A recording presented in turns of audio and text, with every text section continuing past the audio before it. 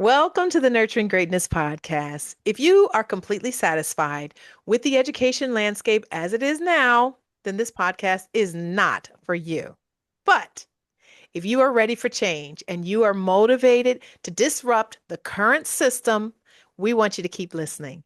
This podcast will explore what it truly means to cultivate brilliance in ourselves, in our students, and in the systems that we lead. I'm Dr. Tanya Breland. And I'm Dr. Erica Leek.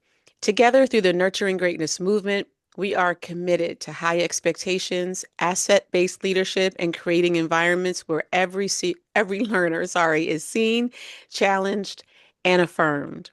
In each episode, we sit down with leaders, educators, and change agents who are committed to doing the deep work of transformation. And today we have Deena Freeman. Yay! She was a presenter at the Nurturing Greatness Summit in February, and I had the pleasure of sitting in on her session where she provided great insight into the role of the school counselor in nurturing greatness in students. And it's a perspective that I don't often get to hear. So I was really excited about that. And she should know about nurturing greatness in students because she is a seasoned educator with over 20 years of experience in student services, instructional support, and post-secondary planning. She currently serves, I believe, as a school counselor. Am I right? Yes, that's right. Yep, at Queens Metropolitan High School. And she previously proposed and taught both African American Studies and AP African A American Studies. Did I get that right? Yes, you did. Awesome. Although she never planned to enter education, her upbringing as an Army brat and the supportive educators that she encountered shaped her commitment to relationship centered, inclusive practice. She holds multiple New York State certifications, and we are really excited to have her with us. She's also on the journey to propelling her own career. I don't Yay. know. Maybe she'll talk about that. Maybe not. We'll see. But I want to start with a question, Deena, if you don't mind. When you hear the phrase nurturing greatness, what does that mean to you? Actually, that's not the first question I have for you.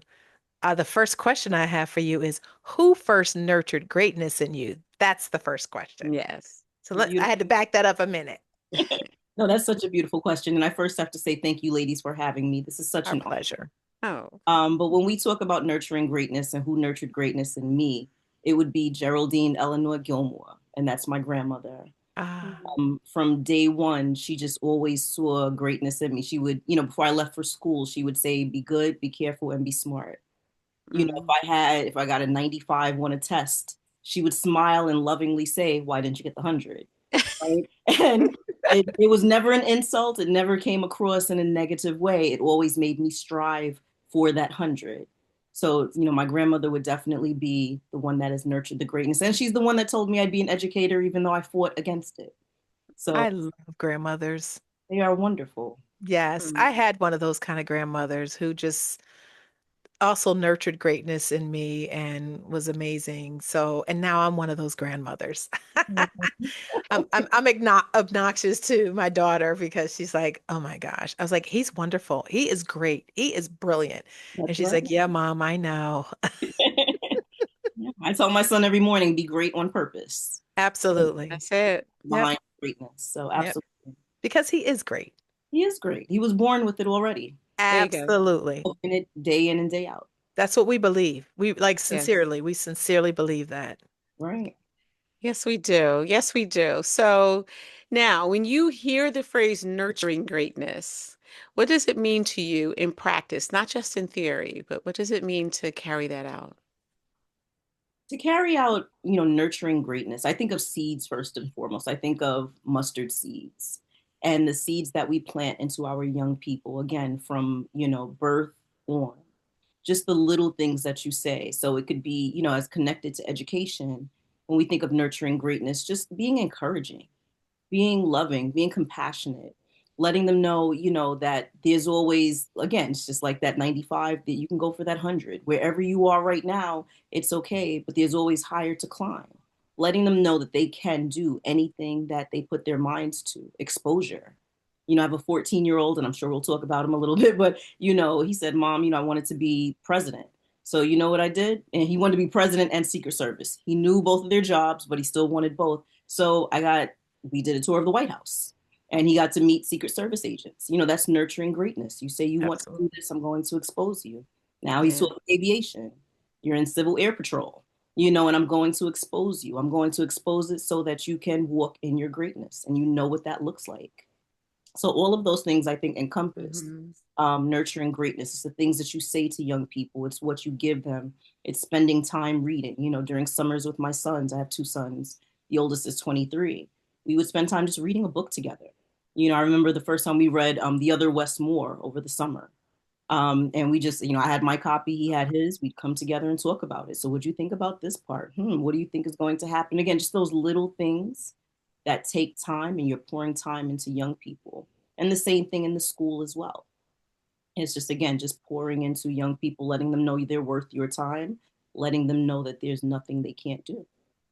And that's such a strong message that you Hmm. send, not just to the kids in your school, but your sons. Like I love how you have been very intentional about cultivating their interests.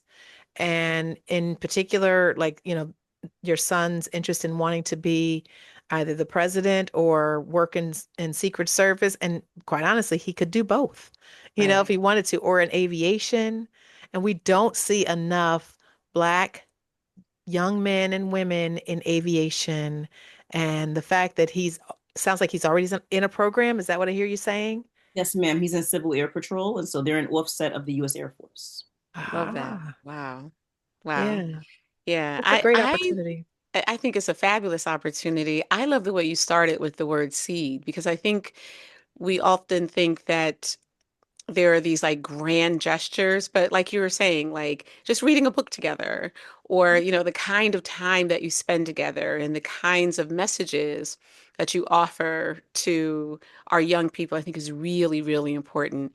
We were talking to somebody over the weekend and he was saying that he always like drummed or tapped on the desk but he was musical. But a teacher said, "What's up with that? Why are you so nervous?" Mm. And Yeah, it's and like, said he had a nervous condition. yeah, yeah. Well, you have a nervous condition or something like that. And that kind of language plants seeds, fortunately for him, it just sort of, kind of like rolled right off of him. But he did remember it, to tell us. And I think sometimes we don't get that eat those kinds of things. We can plant really good seeds, or we can plant seeds that, just sort of do some other things and literally corrupt the way that we see ourselves. So Yeah. I just love the way that you started with like, very often it's just the small things, it's those little things that make a difference.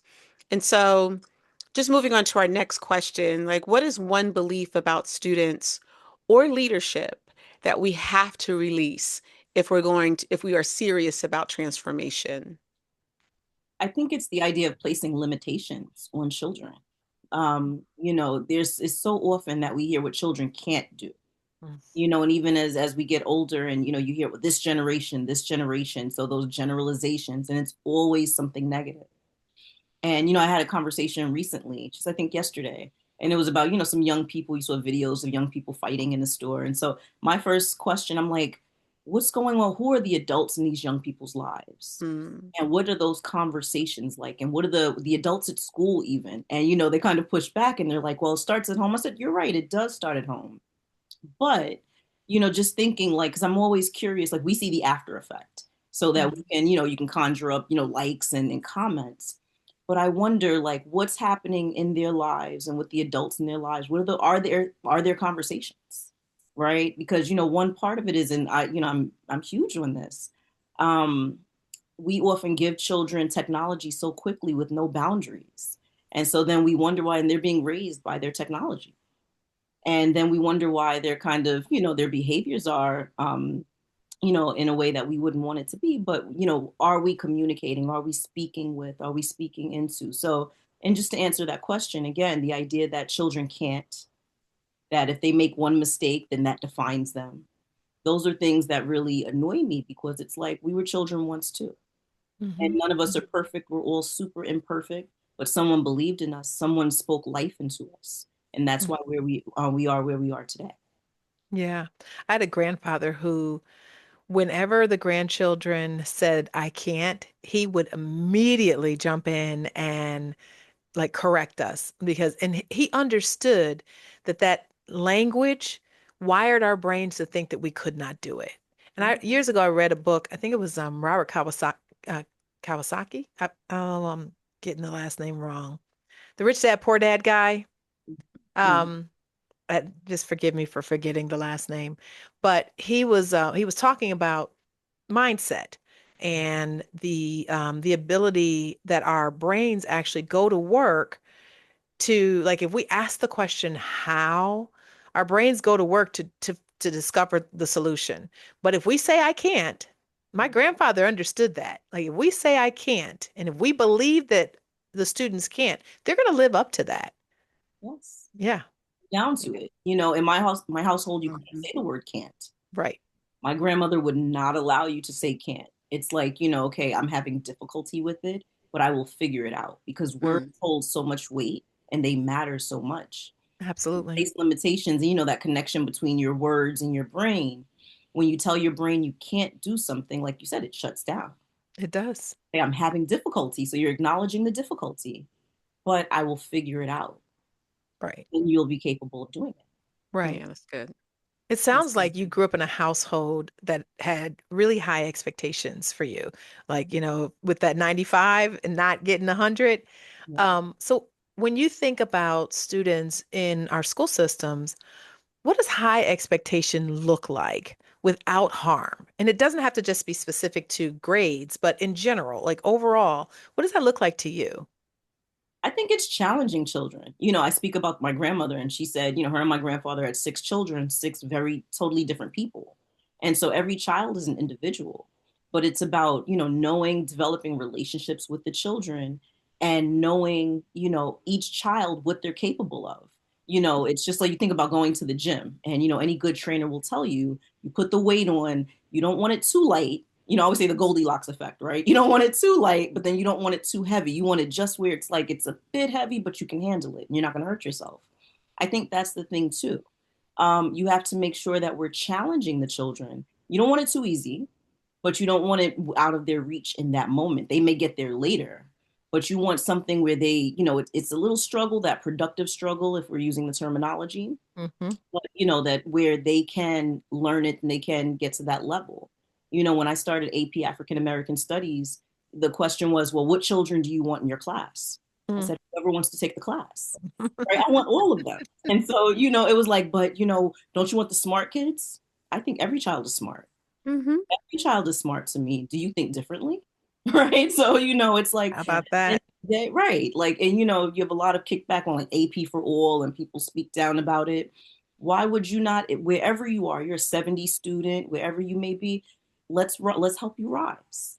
Right. Let's help you to rise to that level. And I'm going to help you. Every child is an AP student, Right. because the dangers are when we start selecting and tracking students, children that look like all of us, they're always left at the end. Right. Always. Right? Always. And because it's already assumed that we can't do, and this is not Right. for us. Right.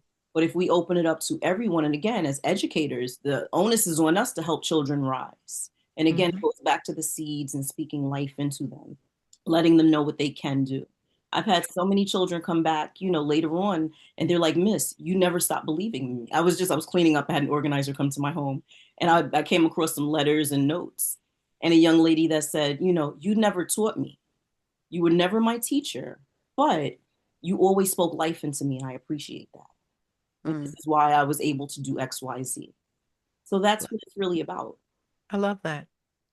Yeah. I do too. I do too. I was an AP teacher, and when I first got there, when I first started teaching AP, it was just the classroom just lacked diversity, right? It's like this is where all the white and Asian kids were. I had very few kids that looked like me. And so what I started doing was in May, like after the exam, because I taught English. So I went to all the 10th grade English classrooms and said, hey, I teach AP. Come to the class. You can come to this class. You don't have to be in honors. You don't have to have been, just if you want to do something, if you want to challenge yourself, if you want to come to our class, please talk to your counselor. Like I just gave them the invitation.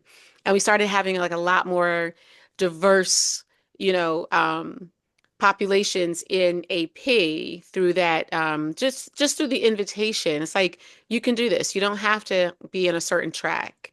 Mhm. And I think kids need to know that it's like you absolutely can. And I'll work with you. Yes, maybe you didn't get a B or an A, the year before, but it's okay. We're going to work with you. If Yeah. you accept Provide the that support. challenge, absolutely. Because I was a teacher, right? What else are you supposed to do? Right. You know? So I love that. I love that. But I mean, I think that question is like, who do you want in your class? It's like, what kind of question even is that? Yeah. Dina, what You did you know? notice when the kids who weren't the typical, AP kids, if you will, when they came into your classroom with those higher expectations, what did you notice with them? Oh, they rose to the challenge. Hmm. Sure. Yeah. They absolutely, they rose to Every the challenge time. each and Yep. every Hmm. time. The You know, research says that. right. And if we're quantifying, at the end of the year when they did take the exam, their scores were level 4, level 5. They were where they needed to be, and people were surprised. Surprise, And I'm like, I'm surprise. surprised. They're capable. They're more than Exactly. Right. Mm, Exactly. I Yeah, love it. that's the thing. Yeah. Um, Is there one practice, or can you think of one practice that educators or leaders could implement tomorrow, say, that would Mhm. immediately shift the culture? That's a good one. An immediate practice. I think it just starts with your words. I think it just starts with at that door when children walk in the morning and just encouraging them. Today's going to be a great day. Again, my 14-year-old, it's funny, Monday, yesterday, he woke up and he's like, Mom, today's going to be a phenomenal day. And I was like, you got it. You right. And I went to work and I said, my son said it's going to be a phenomenal day. And so just the little things starting there. In Yeah. my office as a counselor, I have a mirror. And this is number two. I have a mirror in my office and I've been in 3 rooms in 3 years. But and the mirror comes every time. It's intentional because children walk by it and they come back and they look and then they stand up straighter and they Mhm. start fixing their hair and they're fixing their clothes and they smile a little bit. And if I throw a you're beautiful, you're handsome, they smile a little bit harder, right? And it's very intentional, but it's also very subtle. And it's Yeah. just those little things like that. And now, I have kids that are not even mine, but I've adopted them all. They come in and they have to come and look at themselves because, they're looking and they're like, Miss, I look good today, or Miss, and I'm like, wonderful. Again, just those little things because sometimes kids don't hear that. Sometimes they don't hear it from the adults in their lives. Yeah. Yeah. You're Very absolutely true. right. They don't. Mhm. And they need people like you in their corner, reminding them how beautiful they are and that they are wonderfully and beautifully made. Absolutely. And that is something that I think more children need to hear. 100%. Absolutely. Absolutely. So, in one sentence, like when you think about cultivating brilliance, so in one sentence, what does cultivating brilliance require of us? Cultivating brilliance requires that we believe that all children can learn, that all children can attain whatever level of success is necessary for them, that there are no barriers, but that, again, every single child can learn. And it's So our you are to do. I'm you sorry. are preparing, that's okay. You are preparing to transition into leadership. Yes. So would you change that? Like if I asked you, what does cultivating brilliance require of us as leaders? Would you change or would you qualify that? I would qualify it because again, it's everything starts in your mind. What you think is what you speak. What you speak is what you do. And so if I believe it as the leader and I have teachers and counselors and other staff members, they're following my lead, then that's where we start. And we understand that in this school, we believe in every single one of our children. And if one child is struggling, it's our job to help them to struggle less and eventually have no struggle so we can cultivate their brilliance and their greatness. The onus is on us. It really is. I love that you speak about the responsibility that is ours as the educators and as the leaders when we're in school systems. It is our responsibility. When I was, a principal in the school that I inherited was like a failing school. Mhm. Even though I wasn't the one that was responsible for the failure, I knew like I took responsibility. Like this is my responsibility. And it became the responsibility of all of us on the team, not just the leadership team, but the entire staff. It became all of our responsibility to, cultivate the brilliance in our students and to find ways to raise the level of expectation, to get rid of some of that deficit thinking that some of us had, not me, but them. Not everybody, but occasionally there were some who had, deficit mindsets about what the students could do. And I just believe that if everyone has that same mentality and that same asset-based belief, understanding that students come with gifts, they come with talents, and we are creating an environment for that to blossom, then that I think changes everything That's in right. in the school system. Yeah. 100%. Love that you said that every child does come with gifts. Hmm. Or some of them are not in the classroom. I know you guys interviewed Principal Kafele before, but I always think about how he talks about it took him 5 years to graduate from high school and he had a very low GPA. And look at him now, Eric Thomas, who, if you're familiar with him, dropped out of high school at 16, ended up getting a GED, took 12 years to get a 4-year degree. Now he's Dr. Eric Thomas, Hmm. and one of the top motivational speakers. So Mm-hmm. it's about, again, they found along the way, someone spoke life into them. They're capable. And Right. so that's the key. We have to remember that where a person is in the moment, especially a child, but where any person is in the moment doesn't define who they are and where they're capable of going. It sure doesn't. It Sure doesn't. does not. It doesn't. It's like so it's interesting to me that in education we don't apply just the same kind of personal responsibility that we do in other areas. Like, Tanya knows I'm a huge gardener, but even in the care of anything else, like we take personal responsibility. But when it comes to kids who come with their gifts and their talents, we take no responsibility for the nurturing of that. And if they make a mistake or they're not successful in something, we take no responsibility in our part of what they're doing in that building. It's like, oh, those kids, they don't care about education. Well, what's your role in them not caring? Like that kind of thing. And so it's Barriers. interesting. What'd you say? I was saying, then they throw the barriers out there. Well, the parents and the home and so you Right. have no control over that. I believe in the serenity prayer, what I can and can't control. Right. 6 hours that Yeah. they're with me in this building, right? We're going to nurture greatness. The six That's hours that they're here, we're going to do what we can. We're going to keep them hereafter, make them want to be here thereafter, so that we can work with them and get them where they need to be. Yeah. Yep. Yep. Yeah, I love that. And I've loved this conversation. Thank you so much for just for agreeing to join us on this episode of our Nurturing Greatness podcast. And for our listeners, if this conversation challenged you or affirmed you or gave you something practical to implement, share it with a colleague and join the movement. And I do want to thank you as well, Dina, for being a part of this. But I also want to encourage our listeners to visit our nurturinggreatness.info website to join the movement and explore services or upcoming events or resources that are designed for supporting nurturing greatness and that journey of nurturing greatness. And if they have not already subscribed, go ahead and subscribe to wherever you get your podcasts. Until next time, keep nurturing greatness.